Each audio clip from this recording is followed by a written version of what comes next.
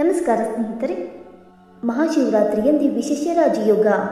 ಈ 3 ರಾಶಿಗೆ ಪರಶಿವನಿಂದ ಬೆಳಗಲಿದೆ ಸಂಪತ್ತಿನ ಭಾಗ್ಯ. ಹೌದು, ವೈದಿಕ ಜ್ಯೋತಿಷ್ಯದ ಪ್ರಕಾರ 30 ವರ್ಷಗಳ ನಂತರ 2 ರಾಜಯೋಗಗಳು ರೂಪುಗೊಳ್ಳುತ್ತಿವೆ. ಇದರಿಂದಾಗಿ ಕೆಲವು ರಾಶಿಗಳಿಗೆ ಒಳ್ಳೆಯ ದಿನಗಳು ಪ್ರಾರಂಭವಾಗಬಹುದು. ಆ ಲಕ್ಕಿ ರಾಶಿಗಳು ಯಾವುವೆಂದು ನೋಡೋಣ. ವೈದಿಕ ಜ್ಯೋತಿಷ್ಯದ ಪ್ರಕಾರ ಗ್ರಹಗಳು ಶುಭಯೋಗ ಮತ್ತು ರಾಜಯೋಗವನ್ನು ಸೃಷ್ಟಿಸುತ್ತವೆ. ಇದರ ಪರಿಣಾಮಗಳು ಮಾನವನ ಜೀವನದ ಮೇಲೆ ಕಂಡುಬರುತ್ತವೆ. ಈ ವರ್ಷ ಮಹಾಶಿವರಾತ್ರಿ ಹಬ್ಬವನ್ನು ಫೆಬ್ರವರಿ 26ರಂದು ಆಚರಿಸಲಾಗುತ್ತದೆ. ಈ ದಿನದಂದು ಶಶರಾಜಯೋಗ ಮತ್ತು ಮಾಳವ್ಯ ರಾಜಯೋಗ ರಚನೆಯಾಗುತ್ತಿದೆ. ಮಾಳವ್ಯ ರಾಜಯೋಗವು ಶುಕ್ರ ಗ್ರಹವು ಉಚ್ಚ ರಾಶಿಯಲ್ಲಿ ಸಂಚರಿಸುವುದರಿಂದ ರೂಪುಗೊಳ್ಳುತ್ತಿದ್ದರೆ, ಇದರ ಜೊತೆ ಶಶರಾಜಯೋಗವು ರೂಪುಗೊಳ್ಳುತ್ತಿದೆ. ಅಂತಹ ಪರಿಸ್ಥಿತಿಯಲ್ಲಿ ಈ ರಾಜಯೋಗಗಳ ರಚನೆಯು ಕೆಲವು ರಾಶಿಚಕ್ರ ಚಿಹ್ನೆಗಳ ಅದೃಷ್ಟವನ್ನು ಬದಲಾಯಿಸಬಹುದು. ಅಲ್ಲದೆ ಈ ರಾಶಿಗಳ ಸಂಪತ್ತು ಕೂಡ ಹೆಚ್ಚಾಗಬಹುದು. ಹಾಗಾದರೆ ಆ ಅದೃಷ್ಟದ ರಾಶಿಗಳು ಯಾವುವೆಂದು ತಿಳಿದುಕೊಳ್ಳೋಣ. ಬನ್ನಿ ಸ್ನೇಹಿತರೆ, ಅದಕ್ಕೂ ಮುಂಚೆ ನೀವು ನಮ್ಮ ಚಾನಲ್ಗೆ ಸಬ್ಸ್ಕ್ರೈಬ್ ಮಾಡದೆ ನೋಡ್ತಾ ಇದ್ದರೆ ದಯವಿಟ್ಟು ನಮ್ಮ ಚಾನಲ್ಗೆ ಸಬ್ಸ್ಕ್ರೈಬ್ ಮಾಡಿಕೊಳ್ಳಿ ಸ್ನೇಹಿತರೆ. ಹಾಗೆ ನೀವು ಕೂಡ ಪರಶಿವನ ಭಕ್ತರಾಗಿದ್ದರೆ ವಿಡಿಯೋಗೆ ತಪ್ಪದೆ ಲೈಕ್ ಕೊಟ್ಟು ಓಂ ನಮಃ ಶಿವಾಯ ಎಂದು ಕಮೆಂಟ್ ಮಾಡಿ. ಮೊದಲನೇದಾಗಿ ಮಕರ ರಾಶಿ. ಶಶರಾಜಯೋಗ ಮತ್ತು ಮಾಳವ್ಯ ರಾಜಯೋಗವು ನಿಮಗೆ ಅನುಕೂಲಕರವೆಂದು ಸಾಬೀತುಪಡಿಸಬಹುದು.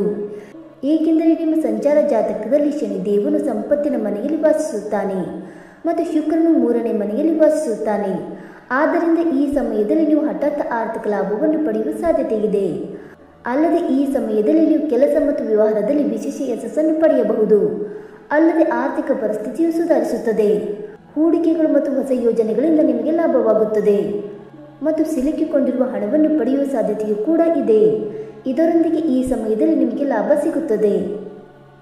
ಎರಡನೆಯದಾಗಿ ಕುಂಭರಾಶಿ. ಶಶರಾಜಯೋಗ ಮತ್ತು ಮಾಳವ್ಯ ರಾಜಯೋಗದ ರಚನೆಯೊಂದಿಗೆ ಕುಂಭರಾಶಿಯವರಿಗೆ ಒಳ್ಳೆಯ ದಿನಗಳು ಪ್ರಾರಂಭವಾಗಬಹುದು. ಏಕೆಂದರೆ ಶನಿದೇವನು ನಿಮ್ಮ ರಾಶಿಚಕ್ರದ ಲಗ್ನ ಸ್ಥಾನದಲ್ಲಿ ಶಶರಾಜಯೋಗವನ್ನು ಸೃಷ್ಟಿಸುತ್ತಿದ್ದಾನೆ. ಅಲ್ಲದೆ ಶುಕ್ರ ಗ್ರಹವು ನಿಮ್ಮ ರಾಶಿಚಕ್ರ ಚಿಹ್ನೆಯಿಂದ 2ನೇ ಮನೆಗೆ ಸಾಗಲಿದೆ. ಆದ್ದರಿಂದ ಈ ಸಮಯದಲ್ಲಿ ನಿಮ್ಮ ವ್ಯಕ್ತಿತ್ವದಲ್ಲಿ ಸುಧಾರಣೆ ಕಾಣುವಿರಿ. ಅಲ್ಲದೆ ನಿಮ್ಮ ಆತ್ಮವಿಶ್ವಾಸವು ಉನ್ನತ ಮಟ್ಟದಲ್ಲಿ ಉಳಿಯುತ್ತದೆ ಮತ್ತು ಅಲ್ಲಿ ಬಾಕಿ ಇರುವ ಕೆಲಸಗಳು ಕೂಡ ಪೂರ್ಣಗೊಳ್ಳುತ್ತವೆ ಮತ್ತು ಸಂಪತ್ತು ಹೆಚ್ಚಾಗುವ ಸಾಧ್ಯತೆ ಕೂಡ ಇರುತ್ತದೆ ಮತ್ತು ವ್ಯವಹಾರದಲ್ಲಿನ ಅಡೆತಡೆಗಳು ಸಹ ದೂರವಾಗುತ್ತವೆ.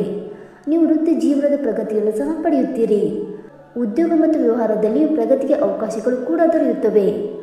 ಆಧ್ಯಾತ್ಮಿಕ ಪ್ರಗತಿ ಮತ್ತು ಪ್ರಯಾಣದ ಬಲವಾದ ಸಾಧ್ಯತೆ ಇದೆ. ಈ ಸಮಯದಲ್ಲಿ ನಿಮ್ಮ ಎಲ್ಲ ಆಸೆಗಳು ಈಡೇರುತ್ತವೆ. ಇನ್ನು 3ನೇದಾಗಿ ಮಿಥುನ ರಾಶಿ.